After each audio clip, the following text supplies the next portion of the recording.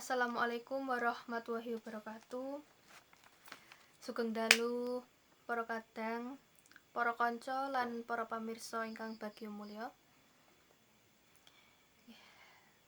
Tepangaken nama kula Ermawati, Prodi Sastra Jawa, Fakultas Bahasa dan Seni Universitas Negeri Semarang.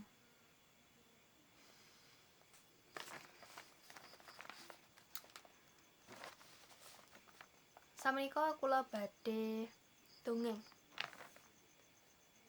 Apa to ki dongeng? Dongeng iku ya cerita. Ananging aku bakal cerita babagan wayang kancil. Sedurunge, apa to wayang kancil iku?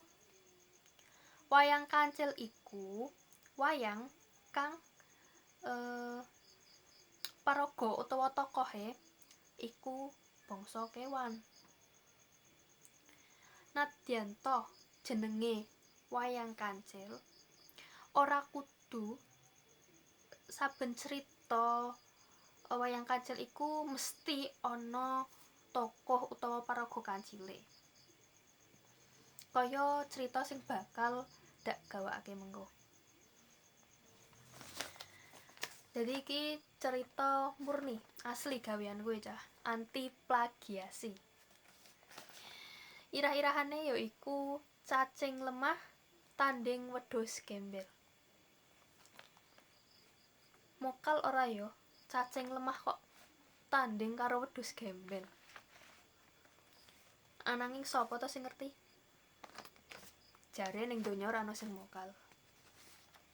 Mula rungokno ceritaku nganti entek ya.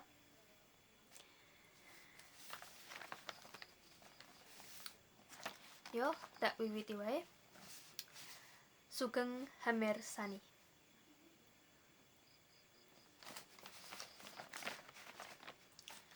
Cacing lemah tanding wedhus gembel dening Ermawati. Ana bocah jenenge Tukimin. Dheweke duwe wedhus gembel, gunggunge mung siji.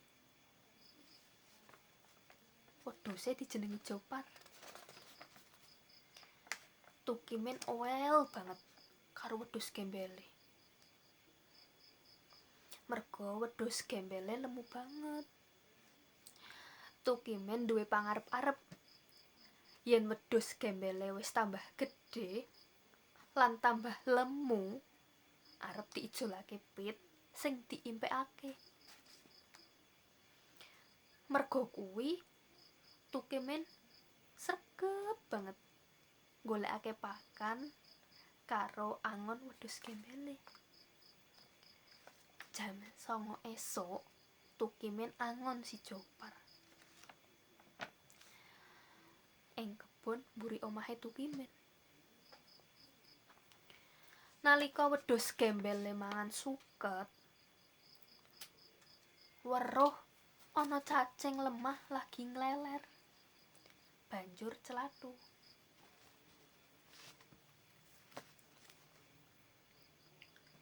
Woi, cacing, cing, arep nang ndi kowe?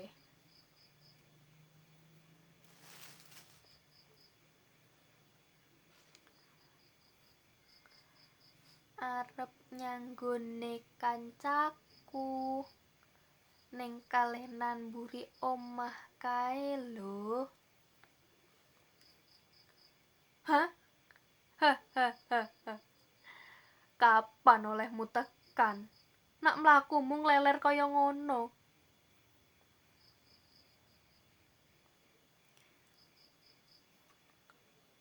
Mengko wayahe tekan yo tekan.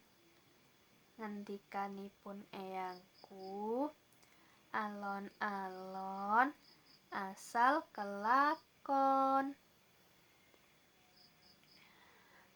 Yo, sekarepmu.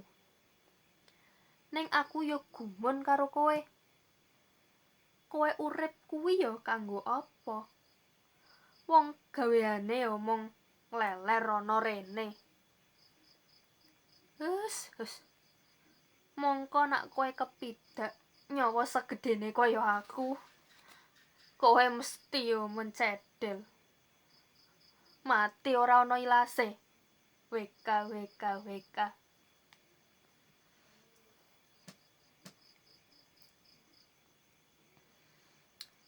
Kowe aja ngecembel, wedhus gembel. Aku ngandel yen Gusti Murbeng jagat nyiptakake aku lan jagat raya saisine iki mesti ana ancas lan pigunane dhewe-dhewe. Nadyan wujudku mung sakler ngene iki, aku nggawa pengaruh gedhe lho tumrap kauripan ning donya iki. Apa? Kowe tenanan? Sik, ngene ceng. Deloken aku. Aku diopeni menungsa. Mergo aku bisa ngasilake daging, duit, rabuk organik, lan iso dadi kancane menungsa. Lah nak kowe ngopo coba?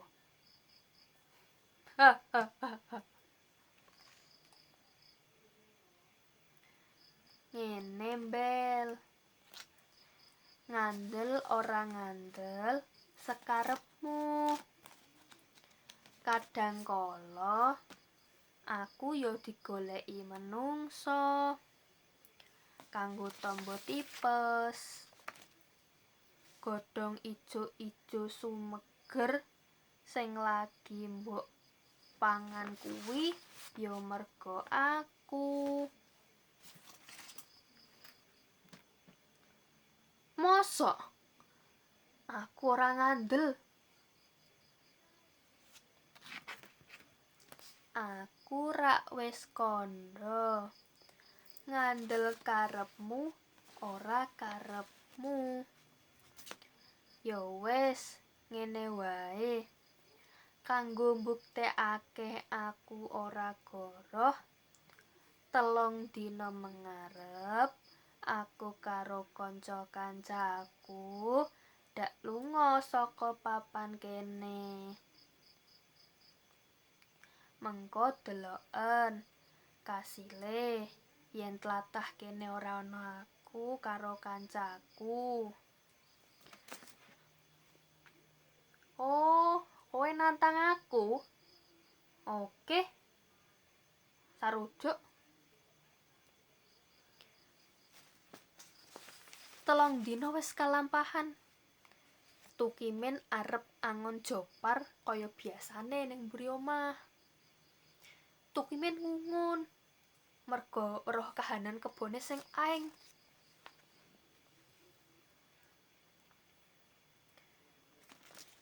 Loh. Kok iso suket karo wit-witan kebonku padha layu kaya ngene? Padha kenapa?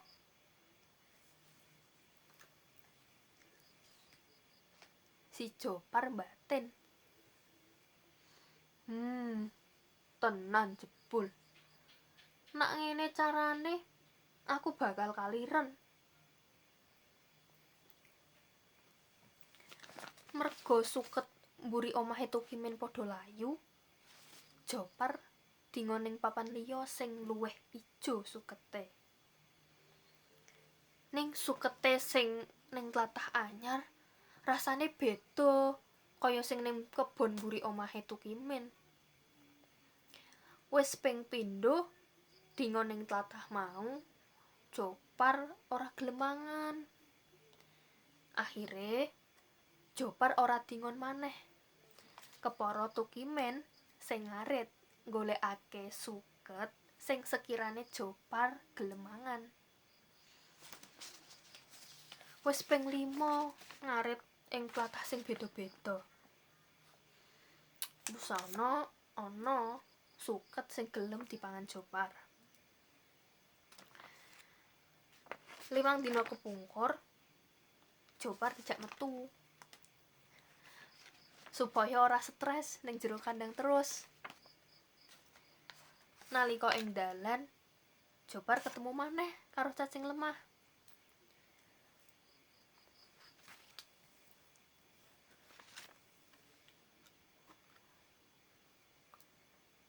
Lho, kowe meneh, Ceng. Piye kabare aning papan anyar?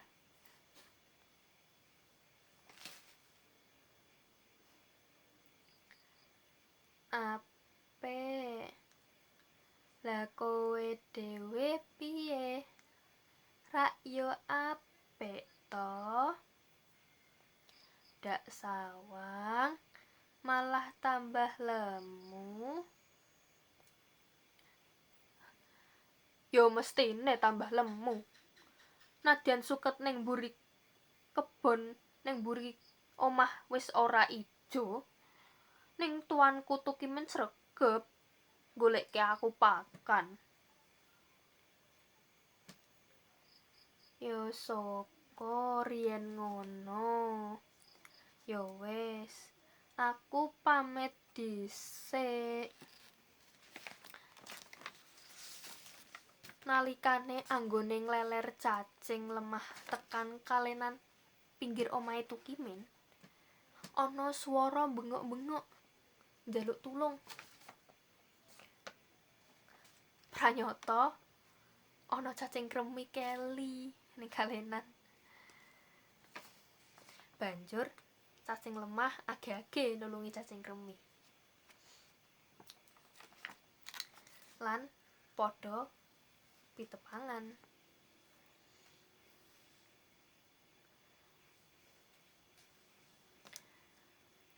Kowe lak yo ora apa-apa to. Aku ora apa-apa. Matur nuwun yo. Jenengmu sapa? Jenengku cacing lemah. Lah jenengmu sapa? Jenengku cacing kremi. Banjur kowe ana apa ning kene? Yo genah nulungi kowe nok.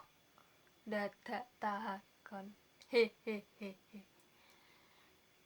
Yo ora kuwi maksudku.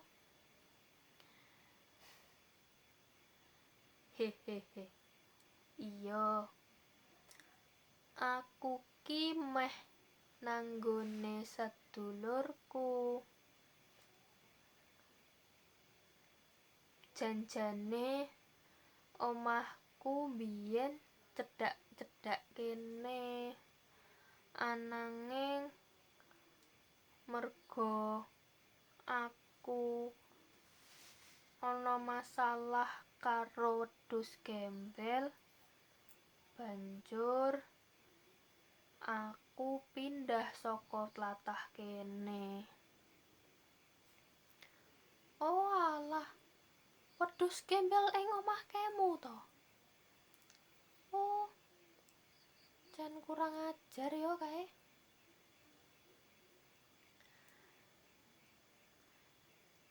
Yo ora apa-apa. Aku mono wonge sabar. Arep diecek, arep di piyek-piyekke, aku ki ora gagas. Oh, kowe ki dieceni terus to karo wedhus gembel. Yo. Tenang. Sok bakale tak wenehi perhitungan kaya wedhus gembel wae. ora usah gawe perkara anyar, luwih apik kan saling memaafkan, ya ora? Iya ya wis, matur nuwun ya, pisan maneh matur nuwun banget. Iya, padha-padha. Ya wis, nak ngono aku tak lanjut ke perjalanan dhisik ya. Oke, hati-hati ya. Iya.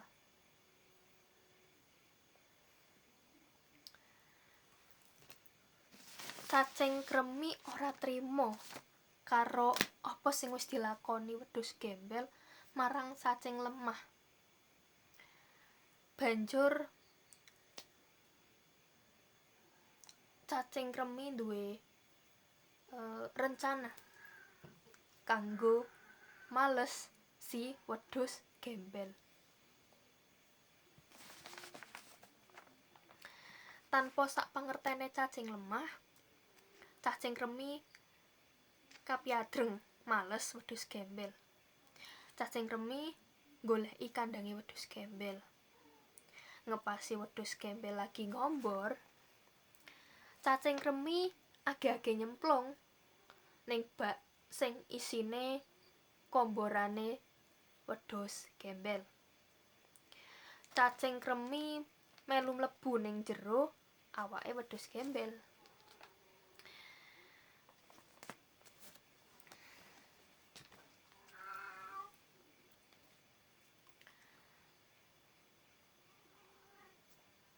Wis 3 dina iki Jopar kok katon kuru ya.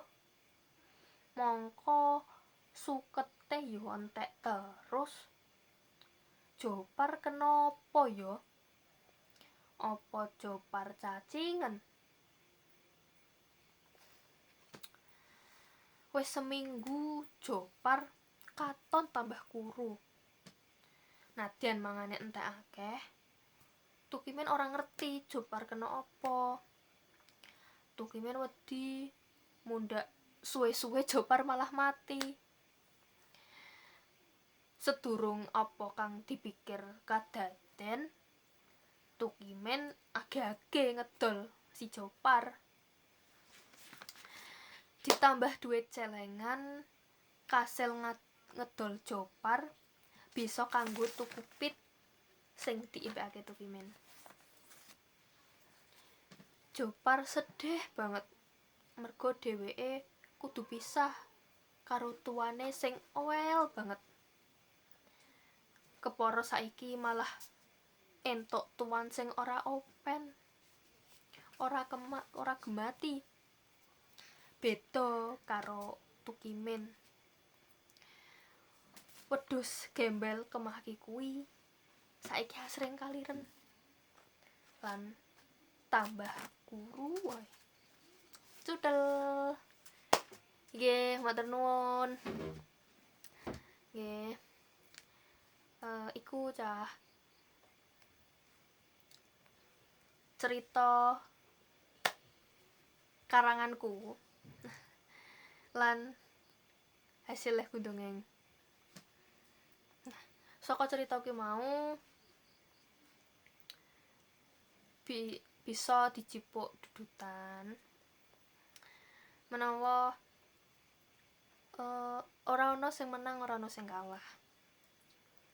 Ananging cerita iku mau duweni value utawa nilai moral yen aja sok dadi wong sing menangan kaya si wedhus gembel lan dadi wong sing sabar kaya si cacing lemah. Yo iku sih cah. Lan para pamirsa, para kadang, para dulur, para kanca-kanca, ingkang sampun mirsani, sampun ngrungokke ceritaku nganti cutel iki mau. Nggih, menawa isih akeh salahe ya nyuwun ngapura, merga lagi iki pisan iki aku dongeng. Matur nuwun.